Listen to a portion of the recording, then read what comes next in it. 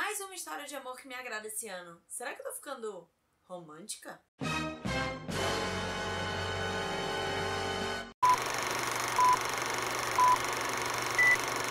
A Forma d'Água é um novo filme do diretor Guillermo del Toro, ou Totoro pros íntimos, que fez o já clássico, pelo menos pra mim, O Labirinto do Fauno. E agora ele nos conta uma história que se passa nos anos 60, de uma zeladora muda que trabalha em um laboratório meio secreto do governo e descobre que eles estão fazendo experimentos com uma criatura aquática que é mantida presa e por quem ela se apaixona. Acho que pra você começar a entender esse filme, você precisa saber que quando Del Toro tinha 6 anos, ele assistiu Creature from the Black Lagoon e ele achava que ele deveria ter um final feliz com a personagem da Julie Adams.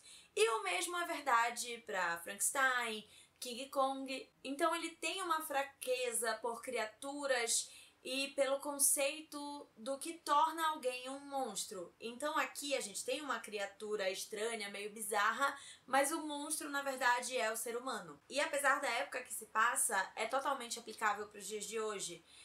Especialmente nesse mundo que a gente vive, que é cheio de ódio pelo outro, pelo que a gente não entende, pela pessoa ser diferente ou simplesmente pensar diferente. É um filme sobre uma história de amor, mas ele também é mais do que isso. Ele não se passa na época da Guerra Fria à toa, porque a gente percebe que os personagens principais são excluídos pela sociedade por ser muda, negra, gay, e isso é passado pra gente simplesmente pela dinâmica das relações.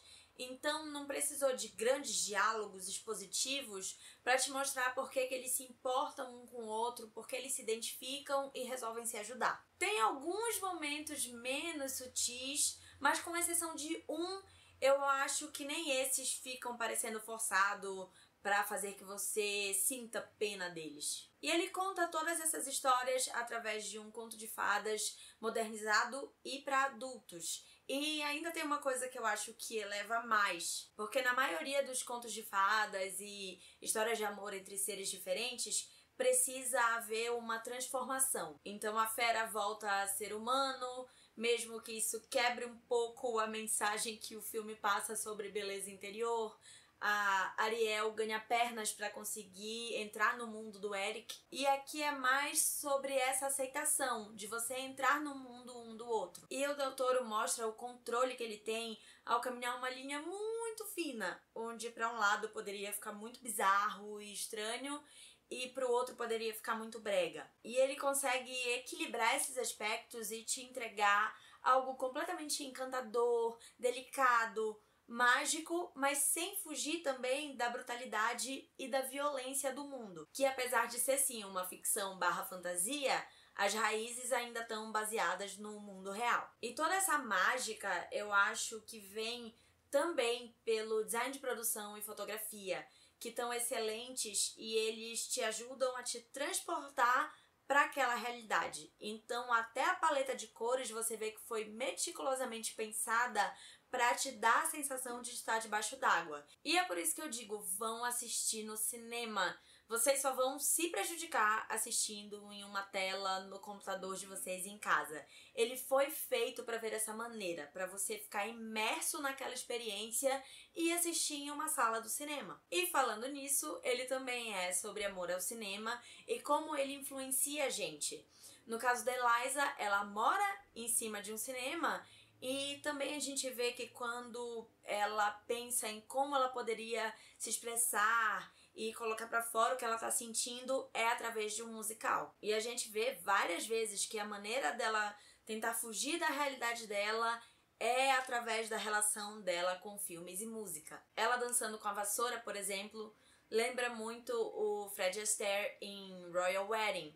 E isso são as referências, fora as outras que a gente vê passando na tela da TV mesmo, como The Little Colonel ou The Night in Rio. Consegue homenagear o cinema sem se basear nisso ou tentar conseguir uma emoção barata por esse motivo. Quem é fã vai apreciar, mas quem não é também não precisa saber que filme tá passando pra entender. O único problema, ou no caso, o quesito que não foi tão maravilhoso assim pra mim do filme, foi o roteiro, que eu achei que ainda ficou atrás de Labirinto do Fauno, porque ele deixou a desejar um pouco na questão da criatividade e originalidade da narrativa. O filme em si é muito inventivo, diferente e criativo, mas isso não passou tão bem para a história. Então, alguns diálogos são bem clichês, você consegue prever algumas coisas que vão acontecer. Então, fica um pouquinho previsível, mas ainda assim, absolutamente funciona. Só que por você já ter visto antes, acaba perdendo um pouquinho do impacto.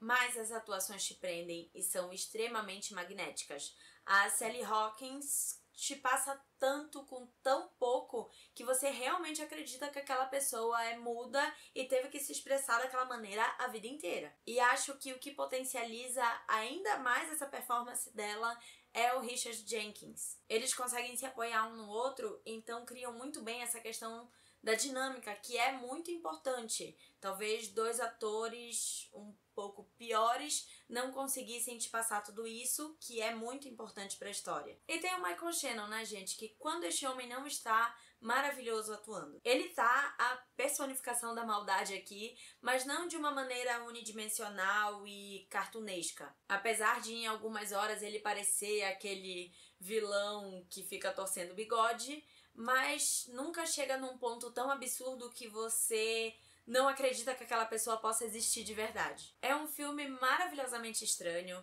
encantador, envolvente e que é muito mais pra você sentir do que você pensar. Eu só não saí nível 10 de apaixonada por esse filme, porque eu acho que, querendo ou não, esse aspecto de conto de fadas faz você se deslumbrar, você sai mais leve do cinema, mas não necessariamente faz com que você crie aquela conexão pessoal que outros filmes conseguem. E é por isso que leva um 9,5.